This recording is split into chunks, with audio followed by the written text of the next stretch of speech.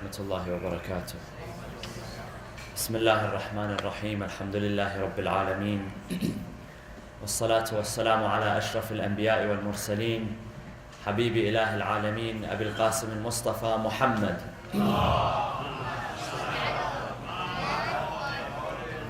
وعلى آل بيته الطيبين الطاهرين المعصومين المنتجبين. أعوذ بالله من الشيطان الرجيم. بسم الله الرحمن الرحيم. وآخرين منهم لما يلحقوا بهم وهو العزيز الحكيم. ذلك فضل الله يؤتيه من يشاء والله ذو الفضل العظيم. صدق الله العلي العظيم. وصلوا على محمد وآل محمد.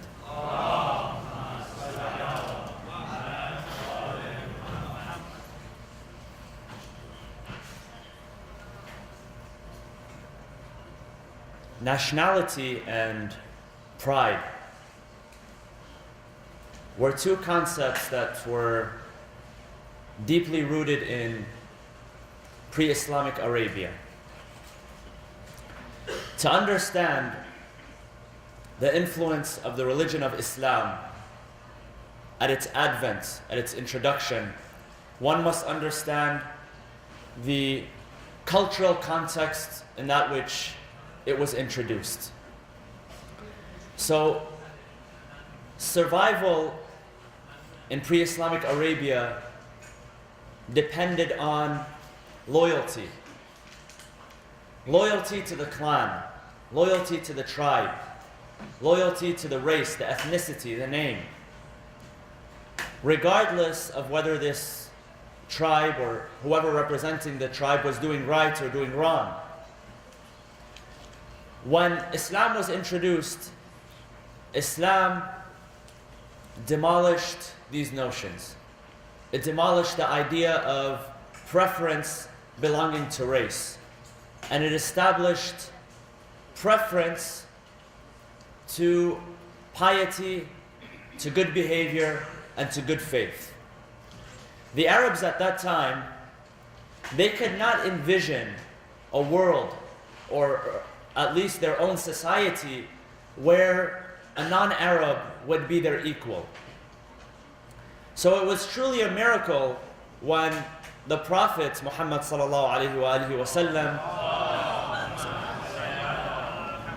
was able to establish ties of brotherhood between Arabs and non-Arabs. Within a matter of a few months and a few years, the elite were not those who came from a certain tribe or came from a certain family. You find that the Prophet, he would lead his prayer, and behind him in the first row, you would have people like Bilal, who was from Ethiopia. He was a non-Arab. You had Salman al-Muhammadi from Persia. You had Suhaib al-Rumi, a man from the Roman Empire. They stood shoulder to shoulder with the elite of the Arabs. And the Prophet one day told his people, he stood up in front of them, when Salman was insulted by a certain companion for not being an Arab, he said that people in this world are like the teeth of a comb. The way that you look at a comb, its teeth are all equal. They're all equal in length, they're all equal in weight, they're all equal in color, nothing changes them. He says people are, in humanity, are like the teeth of a comb. Now this concept is accepted now because now we live in a diverse, multicultural, multilinguistic society. However, back then this idea was revolutionary. It was different. And what today we call racial equality, Islam established 14 centuries ago. This verse in Surah Al-Jum'ah, which I read, Allah subhanahu wa ta'ala speaks of a group of people who will join the ranks of the prophets. He says, هو الذي, Allah is the one, هو الذي بعث في الأميين رسولا منهم. He is the one who sent a prophet, an unlettered prophet among the unlettered, illiterate people. يتلو عليهم آياته. He reveals the verses of God. وَيُزَكِّيهِمْ. He purifies them. He teaches them the book. He teaches them wisdom. And before that, they were in loss. Now, he says that he sent this prophet to the illiterate ones, to the Arabs at the time. But then he says, وَآخَرِينَ مِنْهُمْ لَمَّا يَلْحَقُوا بِهِمْ. He says that there will be other people who will join the ranks of these people who have followed the guidance of the prophets. According to Quranic commentaries, it is said that when the prophet was revealed this verse, he recited this verse one day among his companions, and then he pointed to his companion, Salman al-Muhammadi, and he said, these are the ones who join the ranks. And then he said the following hadith, because people did not believe that the prophet was giving preference to a non-Arab, to a Persian. So what did he say? He pointed to Salman, who was a Persian. He said, لو كان العلم, or in another hadith, لو كان الإيمان في ثريا لناله رجال من هؤلاء أو لناله رجال من فارس. Meaning that if, in one hadith, if knowledge, in another hadith, if iman, faith, was في الثريا, if it was in the constellation, in the stars, meaning if it was in a remote place, if it was in a hard to reach place, the ones who would attain it are this man and his people. So don't think that iman, faith, is exclusive to one group of people. Knowledge is exclusive to one person. So the Prophet, and as we mentioned yesterday for those who were here, we mentioned the journey of Salman al-Muhammadi. How he came to the religion of Islam, how he left his home, how he left his background, his people that he knew, and how he sacrificed everything for the message of Islam. By the way, the reason why we mention these companions, we've been mentioning them the past 2 or 3 nights, and we will continue to mention them, isn't just that we can entertain ourselves with their stories. You know, it's nice to hear about the companions and how they came to Islam and all of this. Everyone loves to hear a story. But when we read their stories, when we read about their sacrifice and their struggle, their journey, this should inspire us to walk in their footsteps. This should inspire us to look at our own journey and our own sacrifice and our own struggles. When a man gives up everything he knows in order to attain guidance, in order to attain wisdom, when he gives up his family, when he gives up his life that he knows, when he gives up his culture, when he sacrifices all of that, that should make it easy for me and you to sacrifice things which we're not willing to sacrifice today for Allah subhanahu wa ta'ala. Some people, they insist on things which really don't make any sense. I can't stop listening to music. You tell them, stop listening to music for the sake of Allah. I can't stop listening to music. You can't stop listening to music. You cannot sacrifice something as simple as this when these men sacrificed their entire lives. Salman, when he told his parents of his intention, of his journey, they locked him in his room. They said, you will not leave, you will stay on the path on the religion of Zoroastrianism. You will not change the religion of your fathers, from the religion of your fathers, your ancestors. He gave up everything. We have to also be willing to give up things for guidance. When it comes to the issue of music, when it comes to the issue of halal and haram food, some people say, I can't live without eating from here or there, from Burger King or wherever it is. This is a simple sacrifice. I can't put on hijab full time. These are all simple sacrifices. Look at what these men gave up in order to receive guidance. Sallu ala Muhammad wa ali Muhammad.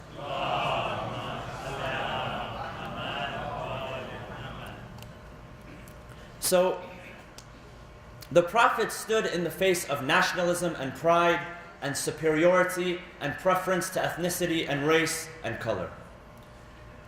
And the hadith says that he who comes on the day of judgment in front of Allah, in front of God, and he has an ounce of pride or nationalism in his heart, he won't enter the paradise. If I'm better than you because I come from Arabia and you come from Persia, or I come from America and you come from Africa, or this or that, you won't enter heaven. That's it. Anyone who has an ounce of nationalism or pride in their hearts. So, Islam was introduced in order to break these barriers, in order to dismantle these notions of preference according to ethnicity and according to race. And Allah subhanahu wa ta'ala says in the Quran that we have created you from different ethnicities, different colors, different tribes, different backgrounds, different languages, deliberately. It wasn't a mistake when God said, I'll create the human being, but by accident, some of them turned out black, some of them white, some of them yellow, some of them, they speak this language and that language. God says all of this is deliberate. You speak different languages, that's deliberate. You look different, all of that's deliberate. We did that so that you can get to know one another, so you can understand one another, so you can appreciate yourselves and you can appreciate one another. So Islam came to destroy or dismantle the idea of superiority or preference according to race and language and nationality. There's no place for pride. There's no place for superiority. There is no place for racism in Islam. How many times did the Prophet rebuke people for being racist? And I'll give you some examples, inshallah. Yet still, racism existed during the time of the Prophet and after the Prophet. And unfortunately exists today. Even among Muslims living in Western countries, in the United States, racism is very much alive. Brothers and sisters, we cannot afford racism. We ourselves, we are a minority. We get hurt when people call us racial slurs, or they judge us according to what we wear or how we pray or how we walk or what we believe in. We cannot afford racism. We cannot afford to be racist.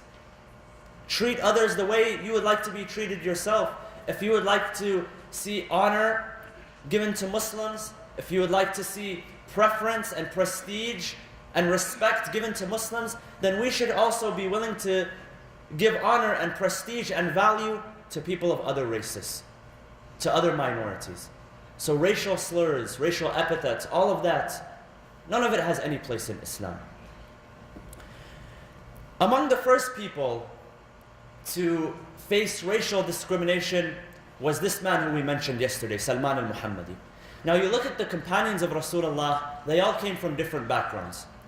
So Bilal al-Habashi came from where? Habasha, Abyssinia. Today is Ethiopia. He was a man of dark color. He had other companions as well. Ayman, who was a female companion of Rasulullah, a very great woman, she was also of dark color. Her son, Usama ibn Zayd, was also a man of color, but he was a companion of Rasulullah. Ammar ibn Yasir, this great companion who we'll mention in the next few nights, this man was also a man of color. So these were the companions of Rasulullah, and they were the great companions of Rasulullah. They were not Arab. In fact, the people who turned against Rasulullah, they were Arab. Abu Sufyan was an Arab. Abu Lahab was an Arab. So there's no preference to Arab or non-Arab. Except in what? What establishes preference? Taqwa, piety, faith. And this is what Salman al-Muhammadi had. Salman al-Muhammadi had nothing except for faith. He had love. He had iman. And that's why the Prophet said, Salmanun minna ahlul bayt. That Salman is considered one of us, one of my family members. He comes from a different background. He's a Persian, but he is one of my family members because of his faith, because of his dedication. Now, he was tested, and he went through trials and tribulations, and he was discriminated against because of his race.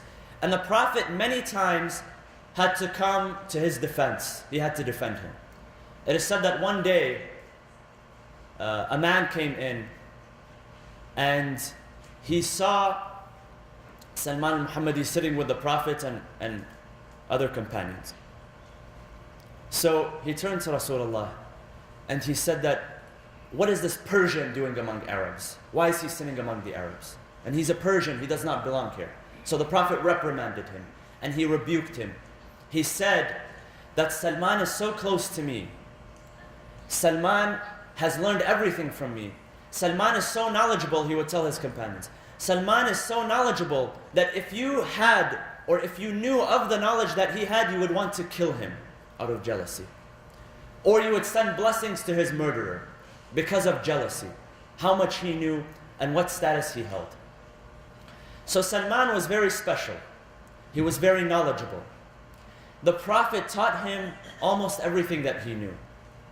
He not only knew the regular knowledge, which he would teach the others, the knowledge of the Quran and so on and so forth. He knew the secrets that the Prophet would not reveal to anyone, the secrets of the universe.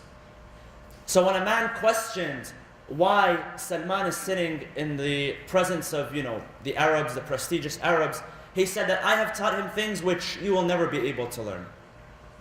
So this man turns to him, a Bedouin Arab. He says, how do you give preference to a man who was a Zoroastrian and then he accepted Islam? The Prophet told him, don't argue with me. I know that which you do not know. And then he recited the verse in chapter number 33, Surah Al-Ahzab. Allah subhanahu wa ta'ala says, وَمَا كَانَ لِمُؤْمِنٍ وَلَا مُؤْمِنَةٍ إِذَا قَضَى اللَّهُ وَرَسُولُهُ أَمْرًا أَن يَكُونَ لَهُمُ الْخِيَرَةُ مِنْ أَمْرِهِمْ. If I present a verdict, if I say something, it is not befitting that you argue with me. I am the Prophet of Allah. I am Rasulullah. I know that which you do not know. He recited the verse, فَلَا وَرَبِّكَ لَا يُؤْمِنُونَ حَتَّى يُحَكِّمُوكَ فِي مَا شَجَرَ بَيْنَهُمْ ثُمَّ لَا يَجِدُوا فِي أَنفُسِهِمْ حَرَجًا مِمَّا قَضَيْتَ وَيُسَلِّمُوا تَسْلِيمًا. That these people will not have complete faith, your companions or anyone who meets you, they won't have complete faith until they accept your judgment wholeheartedly. يُسَلِّمُوا تَسْلِيمًا. Taslim, complete submission, complete acceptance. He told him, do not argue with me. I know why I gave this man preference. It's because of his faith, it's because of his iman, it's because of his capacity to learn and understand. So the Prophet had to defend him on more than one occasion. One day another companion, he comes in and he sees Salman sitting by the Prophet and he moves him, he tisks him away. Just get up, I want to sit here. And so Salman, he didn't know how to defend himself and he didn't mind getting up, so he got up and he moved down a few spots, and this man, he came. So when this man came next to Rasulullah, he told him, Ya Rasulullah, why is this Persian sitting next to you? What does he have? The Prophet defends him. He says, this man, hasbuhu dinuh. His status is not determined by his color, not determined by his background. And by the way, Salman was never a Zoroastrian, as we said yesterday. He was never a Zoroastrian, he was never a Christian, he was a monotheist. He worshipped none but Allah subhanahu wa ta'ala from the day he was born. And this comes from the words of the sixth Imam, Al-Imam As-Sadiq. He says, this man never worshipped fire. He worshipped none but Allah subhanahu wa ta'ala. So he said, this man is a Persian, he's a Zoroastrian, what does he have doing here? The Prophet said, hasbuhu dinuh. His status is determined by his religion, his devotion. And it was devotion that gave him preference. So Salman, he says to this man who attacked him, he said, look, I was lost and Allah brought me guidance through the prophets. And I was poor and Allah brought me wealth through the prophets. And I was misguided and Allah brought me guidance through the prophets. And then he turned to him. He said, what do you have to defend for yourself? Do you have guidance? Do you have wealth? What do you have to defend yourself? So the Prophet defended Salman on more than one occasion. And people were jealous. People did not like the fact that the Prophet was giving preference to a non-Arab over them. For them, it wasn't a matter of faith and non-faith. It was a matter of Arab and non-Arab. And this attitude existed even after Islam. We'll show you how. Even after the Prophet. One day the Prophet turns to his companions and he says, which one of you shall spend his every day of every month fasting?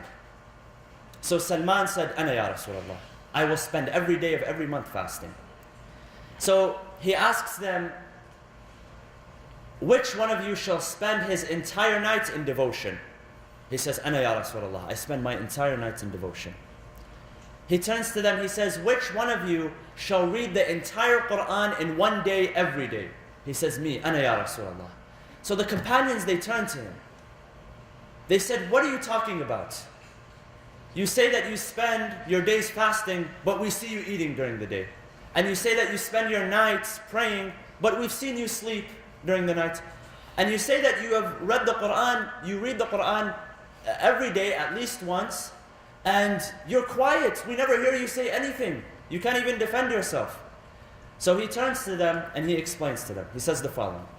He says that Allah says in the Quran that he who does one good deed shall be multiplied 10 times. So I fast 3 days out of the month and then multiply that by 10, that's 30 days of the month. So I get the reward of fasting an entire month. And I do this every single month, 3 days out of the month. He says, in regards to prayer, I heard Rasulullah say that he who performs wudu before praying, it is as if he has been worshipping, before sleeping, it is as if he has been worshipping the entire night. And I perform wudu every night before I sleep. When it comes to reciting the Quran, I heard Rasulullah say that the greatest surah in the Quran, among the greatest, is Surah Qul Huwallahu Ahad.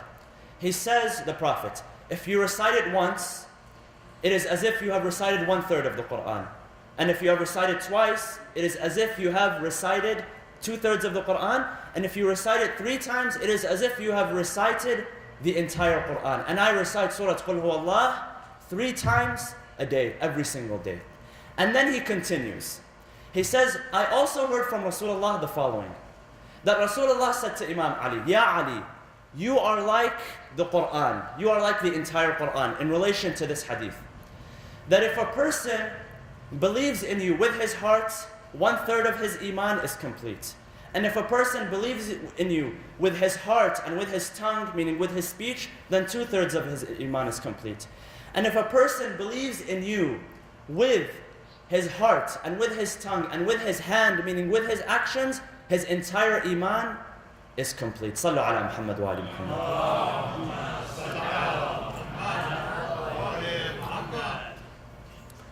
So you realize why people were jealous of him, because nobody was able to speak like him. He didn't speak much, but when he spoke, his words were golden. And this is why the Prophet loved him. It wasn't because, he spoke a different language or he was older than everyone else. It had nothing to do with that. What was important was his faith. When we stand in front of Allah subhanahu wa ta'ala, we won't be asked, what country did you come from? What family did you come from? One day a man, he gets into an argument with Salman al-Muhammadi. So this man is angry at him. He says, who are you to get angry with me? Who are you to dispute with me? Salman looks to him. He tells him, listen, me and you, we both come from the same origin and we have the same ending. We both come from impurity. We were both created from semen. We were both impurity. And when we die, our corpses are impure. Both of us, we come from impurity and we will go back to impurity. So you are not better than me and I am not better than you. But on the day of judgment, there is a mizan, there is a scale. I will have deeds on one side and you will have deeds on the other side. So that's what will give us preference. Not where we were from, not who our fathers and mothers were, but the scale of our deeds on the day of judgment. So Salman was a very humble man. Imam Ali alayhi salam used to compare him to Luqman al-Hakim. He says Salman in our time is like Luqman in his time. He was very humble, he had much humility. He never showed himself to be better than anyone. He knew where he came from and he knew where he was going.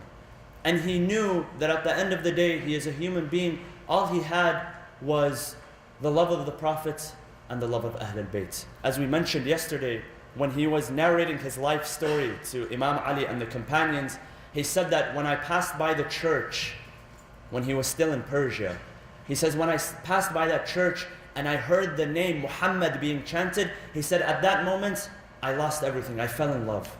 When I heard the name Muhammad, that's it.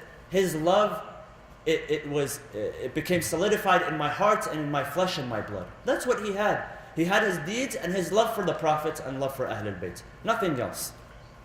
Now, if you remember yesterday, up on the graph we showed his life journey, how he left Persia, and first he went towards Sham, Damascus, and then from there he went to what is today northern Iraq, Mosul, and then he went to present-day Turkey, and then he came back to Medina, the Arabian Peninsula, where he was sold as a slave, and then he was freed by the Prophet and the companions, and he participated with the Prophet in the Battle of Khandaq, the Battle of the Trench. The rest of his life he lived with the Prophet. After the Prophet died, he was the first person among the first people to call people to pledge their allegiance to Imam Ali alayhi salam. And he didn't do it because Imam Ali came from a certain family. According to his words, he says that this is what Rasulullah ordered to do. I heard Rasulullah say, follow my brother Ali ibn Abi Talib. Ali ibn Abi Talib is my successor. So he was a staunch defender of the right of Ali ibn Abi Talib after the martyrdom of Rasulullah sallallahu alaihi wasallam. And then he tells them, there's a very long sermon that he delivers to the people. He tells them, "O people, if you knew the benefits of following Ali ibn Abi Talib, and if you understood the negative repercussions that will take place when you abandon the Prophet and the Ahlul Bayt, you would not have done so." He says to him, if you follow this man, then Allah will provide you food and blessing and sustenance you will find sustenance from beneath your feet and from the skies. Meaning all around you, you will be surrounded with sustenance if you follow this man. He says, if you follow this man, he says, the birds in the sky will listen to your command. If you call upon them, they will answer you. He says, if you follow this man and you call upon the animals in the ocean, they will respond to you. But it is because you have abandoned this man that Allah subhanahu wa ta'ala will lead you astray. So he was among the first people to defend the right of Ali ibn Abi Talib. And some narrations I was reading, they showed how he was among the people who was taken by force. This old man, he was taken by force and he did not want to open his hand for allegiance. He said, I cannot pledge allegiance to you. This is going against the commands of Rasulullah. The hadith says that they began to strike his hand. His hand was closed, they began to strike it until he opened it. And they forcefully took the pledge of allegiance from him. He did not take it willingly, nor did Imam Ali alayhi salam, nor did any of the companions of Imam Ali. Some of them, they could not even stand the situation, so they left. People like Abu Dharr al-Ghifari, he left. Abdullah bin Mas'ud, he left.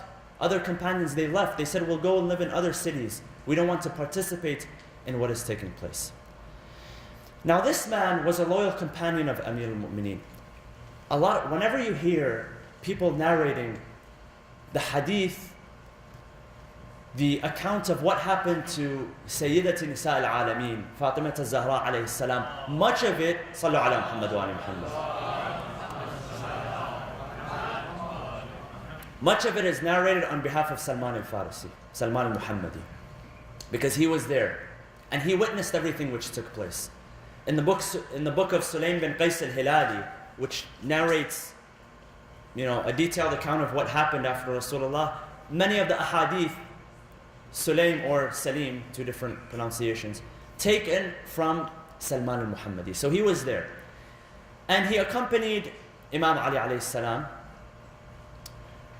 during the period which came after the life of Rasulullah, during the Khilafah of Umar ibn al-Khattab, during the conquests, the Islamic conquests, when the Islamic empire began to expand, during the Battle of Qadisiyah. The Battle of Qadisiyah was fought, on one hand you had the Muslim empire, and on the other hand you had the Persian empire. And the Battle of Qadisiyah was very decisive, it was very important. During the Battle of Qadisiyah, the Persian army numbered about 120,000 people. And the Muslim army numbered about 20 to 30,000 people. But the Muslims were victorious in their conquest. So Umar ibn al-Khattab, he himself wanted to go to the front lines of the battlefield. But he sought the advice of Imam Ali. Imam Ali told him, no, do not go yourself. Umar ibn al-Khattab, let the truth be told, Umar ibn al-Khattab did not like Persians. He didn't like people from Persia. And the man who killed him was a Persian man who his right was taken away from him unjustly. So Umar ibn al-Khattab did not like Persians. He treated them as second-class citizens. He was one of the people, since we mentioned, he was one of the people that entered the Majlis of Rasulullah and saw Salman, and he questioned Rasulullah. He said, what is this Persian doing here? So he didn't like Persians. So Imam Ali alayhi salam told him, don't go out into the battlefield. Because when you hate someone, when you don't like someone, you begin to lose your sense of judgment. When you hate someone, when you have dislike, that's why, successful people, they have enemies. But successful people, they don't hate their enemies. They have opponents, but they don't have hatred towards them. Because if you have hatred towards someone, you'll have impaired judgment. So this man didn't like them. And Imam Ali didn't want him going out into the battlefield, to the front lines. He was afraid something would happen and his judgment would be impaired and something would go wrong. He told him, I advise you to send Salman al-Muhammadi. Because Salman is a man who comes from Persia. He speaks the language. He understands their logic. And in himself, he's a very wise man. Anywhere you send him, you won't be disappointed. So he sends him. He sends him to the front lines, and Salman, with his logic and with his wisdom, he admonishes the people, he admonishes the enemy army. The battle takes place, and the Muslims are victorious. After this, he is appointed as the Amir of Madain. Madain, if you remember yesterday, Madain, I showed you on the map, is in present-day Iraq. And that entire area was under the control of the Persian Empire. So he became the Amir, he became the commander. And when he became the commander, when he entered the city, people narrate that he entered with nothing but the clothes on his back and a staff, a cane, that's it. He didn't bring any furniture with him, he didn't bring any money with him, nothing. All he had brought with him was his staff and a talent which he had learned in Medina. He had learned how to weave cloth. And that became his profession. His salary as the Amir of Madain was 5,000 silver dirhams a year, which is more than enough for anyone to live like a king. He would take this 5,000 dirhams and he would give it to the poor. And do you know how he would feed himself? He would work, he would weave cloths. Every time he would weave an item, he would sell it for 3 dirhams. He would take 1 dirham for himself and his family. He would take 1 dirham and give to the poor, and he would take the 3rd dirham as capital so that he can buy more items, so he can mend his clothes, so he can weave. And when he entered, they told him, come and sit in the castle. Madain and Hira and those areas, they had castles, they had fortresses. It was a part of the Persian Empire. And the Persian Empire, they were known for, just like the Roman Empire and others, they were known for their glory and the palaces that they would build. They said, come here, sit in the palace that is now empty. He says, I won't sit in the palace. He says, they say, buy a house. He says, I won't buy a house. He goes to the masjid, the first place that he goes. He goes to the masjid and he doesn't sit inside. He doesn't sleep inside. He finds a part of the outside exterior wall of the masjid where there is shade, and he sits there. He says, I'm going to sit here and I'm going to sleep here. Outside in the shade. And this is the Amir. This is a commander. Who does he learn from? This shows you that even though he was representing another Khalifa, he would take orders from who? His master, Amir al-Mu'mineen. And history proves that this entire time, he was taking commands from his master, Amir al-Mu'mineen. Amir al-Mu'mineen would tell him, do this, do not do that, and he would comply. He would not take commands and orders from anybody else, even though he was a part of the government. And there are many people who did this as well. You find during the time of the 7th and 8th Imams, one of the ministers of the government, Ali ibn Yaqteen, he was a loyal companion of the Imams. He would take commands from them. He would not take commands from the Khalifa. So Salman was one of those men. He would do everything by himself. He did not have a servant. He did not have a slave. It is said that he was seen walking through the bazaar of Madain with everything on his back. He would gather his items in order to mend, in order to weave, and he would place them on his back. And by this time, this man was over 200 years old, a very old man. Historians say that he lived, some say 250 years, some say 300 years, some say up to 400 years this man lived, a very long life. So an old man, you can imagine, walking in the middle of the streets, walking in the middle of the bazaar. People would look to him and then they would say, make way for the Amir, make way for the commander. He wouldn't allow people to make way for him. People would come and try to lift the burden from his back. He wouldn't allow it. He said, no one will lift this burden from my back. I carry my own burden. So this man, he carried his own burden. He did his own thing. He took his commands from Ahlul Bayt alayhim salam, from Amir al-Mu'mineen. And this is how he lived for the rest of his life. Now if you remember the map that we saw yesterday, I showed you 3 cities, Madain, Kufa, and Karbala. And when he was in Madain, he traveled to Kufa because apparently he was a good, maybe he was a civil engineer. He was good at planning. So he is the one who planned the building of the city of Kufa. And that's when it became established during that time. As he was going to Kufa, he passed by the city of Karbala, but it was not by coincidence. He knew that he would pass by the city of Karbala, because he was foretold. He was told by Rasulullah that he would pass by the city of Karbala, and the Prophet told him exactly what would happen in this city. Zuhair ibn al-Qayyim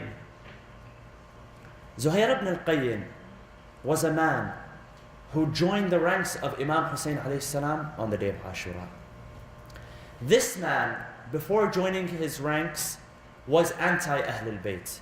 Historians say that during the time of Imam Hussein alayhi salam, during the time of Imam Hassan and Imam Hussein, and beginning from the time of Imam Ali alayhi salam, the word Shia would refer to two groups of people. There was Shi'at Ali and Shi'at Uthman. There were the followers of Imam Ali alayhi salam and the followers of Uthman, which also included Banu Umayyah. So this man, Zuhair ibn al-Qayyim, was considered one of Shi'at Uthman, one of the followers of Uthman. So he was not a follower of Ahlul Bayt. He is coming back from Hajj, because Ashura happened, the month of Muharram comes after the month of Dhul Hijjah. Imam Hussein could not complete his Hajj because his life was under threat. He left to go towards the city of Kufa, and that's where he ended up in the city of Karbala. Zuhair ibn al-Qayyim performed his Hajj. He was done. He was going back to Iraq, to the direction of Iraq. And he had no intention of meeting Imam Hussein.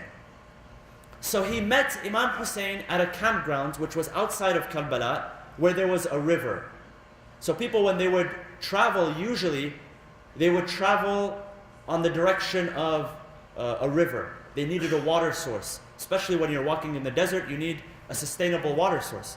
So they met at the water source. Imam Hussein recognizes him.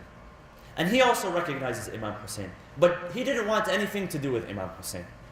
So Imam Hussein calls upon him. He sends word, he says, "Bring Zuhair, I want to speak to him." So he's reluctant. He doesn't know. He doesn't know what to do.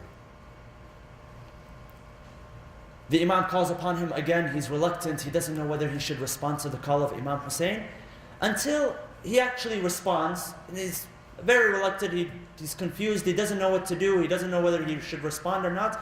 After he leaves, he goes back to his tribe. He goes back to his people. And then all of a sudden, it strikes him. This is when he decides to join the ranks of Imam Hussein. All of a sudden, he has a memory which he recalls from many years earlier. It strikes him. He looks to his people. He says, "Oh people, I am joining the ranks of Imam Hussein. Do you know why I am joining his ranks? Because I remember one day we were on a military expedition and Salman al-Muhammadi was with us. And we were victorious in this military expedition. We were victorious in this conquest. So Salman al-Muhammadi, when he saw us, all of us, we were victorious, and when we were happy about the spoils of war, because as soon as we were done, we jumped on the spoils of war to loot what we can, to get what we can. He turned to them. He said that you may be happy now for the spoils of war, but he says, if you want more happiness, one day you will hear the call of the grandson of the Prophet. And if you want true happiness, more than this happiness, respond to his call." Zuhair ibn al-Qayyim, he remembers, after many years, he says, "This is what Salman al-Muhammadi had promised me, that one day I will hear the call of the grandson of Rasulullah, and that if I want more happiness than the happiness that I experienced after the victory, after the conquest, after receiving all those spoils of war, I have to join the ranks of this young man." So he turns to his people, Zuhair, he says, "I am done.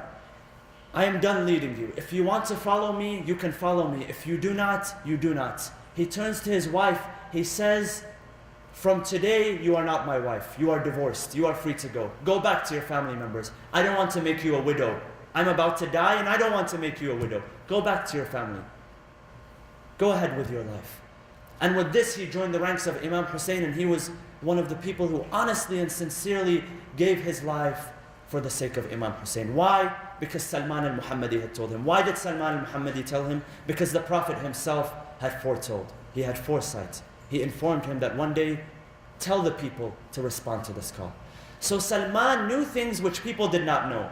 He knew about future events because the Prophet had informed him of these future events. That tells us that he had a lot of preference. He had a lot of prestige. He had a lot of honor. It was not out of coincidence that the Prophet says about him, Salmanun minna ahl al-bayt. Another event which he also heard from the Prophet, he said, Salman, one day, he said that the Prophet told me that this Kaaba would be destroyed, and the reason it would be destroyed is because of one of the sons of Zubayr. Zubayr ibn al-Awwam, one of the people who sought the Khilafah after the third Khalifa Uthman. His son Abdullah ibn Zubayr sought the Khilafah for himself during the time of Yazid ibn Muawiyah. He didn't agree to pledge allegiance to Yazid. He said, I will be the Khalifa myself. So where does he go? He goes to Mecca and he seeks the sanctuary of Al-Masjid al-Haram. And Al-Masjid al-Haram is put to siege for a few months after Ashura, after the death of Imam Hussein. And they bombard the army of Yazid ibn Muawiyah upon the orders of Al-Hajjaj ibn Yusuf al-Thaqafi. They bombard the Kaaba, they destroy it. Salman had told them many years earlier that this Kaaba will be destroyed and the reason will be the resistance of one of the sons of Zubayr. All of this came from Rasulullah. And Rasulullah didn't give, detailed knowledge to anyone. He gave it to those whom he loved. He gave it to those whom he trusted. Knowledge is a responsibility. It cannot be put in the hands of people who are irresponsible. And he trusted Salman enough that he gave him the knowledge of the future. Now what happened towards the end of the life? He lived the rest of his life in Madain. And according to the hadith, some say he passed away during the end of the Khilafah of Uthman. Some say in the beginning of the Khilafah of Amir al-Mu'mineen. So either the year 34, 35 or 36 Hijri. But the one to prepare him for his burial was whom? Amir al-Mu'mineen alayhi salam. Al-Asbagh bin Nubata, one of the great companions of Amir al-Mu'mineen, who was living in Madain at that time. He says that I witnessed the following. I witnessed that as Salman had passed away, we were preparing for his burial, that a man came in, a man who was covered. And he said, I also want to participate in this burial. He had brought with him the camphor, and he had brought with him the lote leaves, sidr and kafur, in order to mix with the water to purify the corpse, the dead body. And he said, I also want to participate in this. When he uncovered himself, we found that it was Amir al-Mu'mineen. We were surprised because Amir al-Mu'mineen at that time was in Medina. How could he have come from Medina all the way to Madain, which is a few hundred kilometers, in order to perform the burial rites? Now, scholars have commentated on this. And I'll leave you with this hadith. In the Quran, Allah subhanahu wa ta'ala speaks about how the throne of Bilqis was transported from Yemen, Sheba, Saba, all the way to Palestine during the time of the Prophet Sulaiman. Now, who is the one that transported the throne of Saba, of Bilqis, from there, from Yemen all the way to Palestine, within a blink of an eye? Who was it?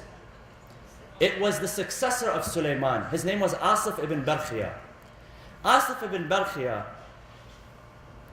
because of the power that Allah subhanahu wa ta'ala had given him, and he was the successor of Sulaiman, he was able to transport within a blink of an eye, or less than a blink of an eye, because when they asked who will transport this entire throne from one place to another, a jinn stood up and said that I will be able to transport it in a blink of an eye.